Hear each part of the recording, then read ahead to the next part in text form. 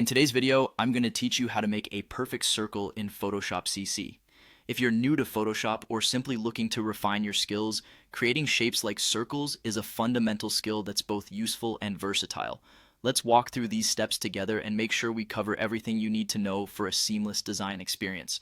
First off, we're going to start by making a new canvas. So open up Photoshop and go to the File menu and click on New. You'll be prompted with various options for your canvas.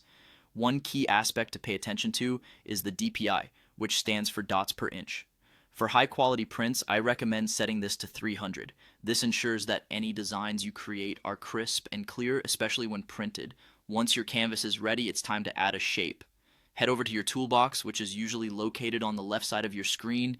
There you'll find an icon that resembles a little rectangle or square. This is your shape tool. Click and hold on it, and a drop-down menu will appear.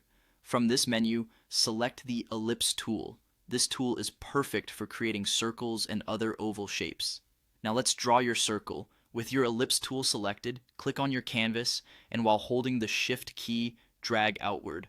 Holding the Shift key is crucial here as it ensures that the shape remains a perfect circle.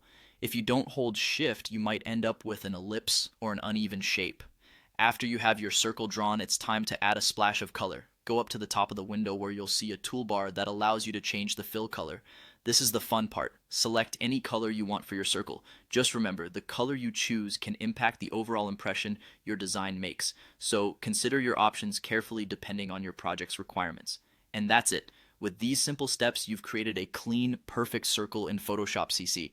This fundamental technique can be applied in various design projects, whether you're working on logos, graphics, or even complex illustrations. Mastering this basic skill sets the foundation for many more complex designs in the future. If you have any questions or need further clarification, feel free to drop them in the comments section below. Don't forget to like, share, and subscribe for more tutorials. Thanks for watching, and happy designing!